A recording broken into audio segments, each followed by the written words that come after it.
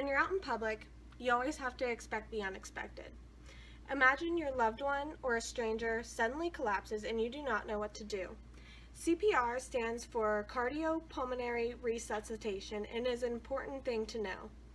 Within the first 4 minutes of a person's collapse is the most crucial to saving a life. It will increase your person's chances of survival by 80% if done correctly. When a person collapses or stops breathing, the first step is to check for a response. You can do this by asking, "Hey, can you hear me?" or "Are you okay?" If they respond, then you may not have to proceed to the next step. However, if they do not respond, you will want to position their person onto their back, such as this, on a hard surface. Next, you will want to check for breathing.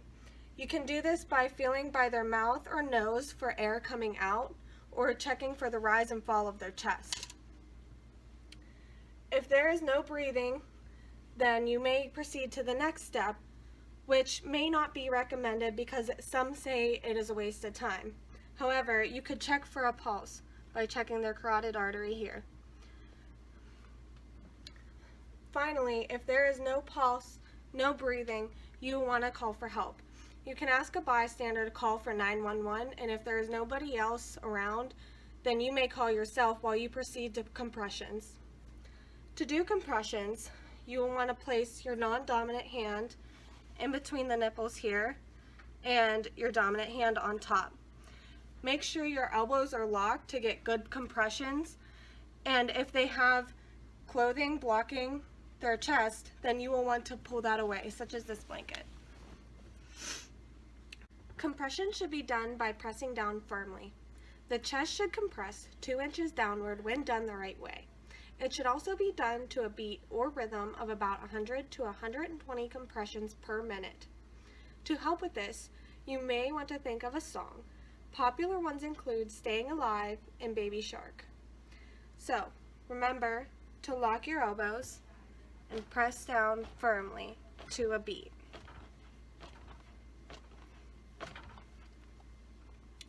After 30 compressions, rescue breathing should take over.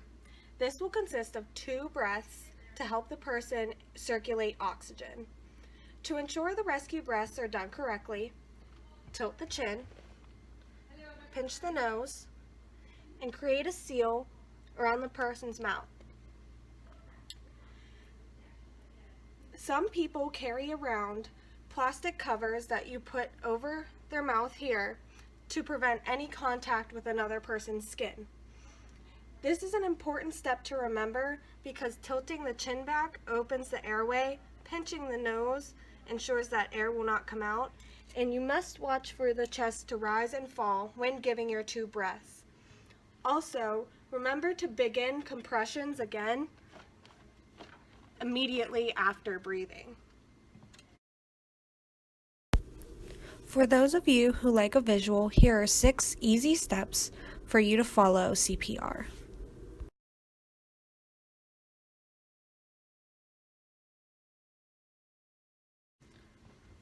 A few tips to remember are that the whole cycle of 30 compressions and 2 rescue breaths should be repeated 5 times. This may tire you out, and it is okay to ask for help.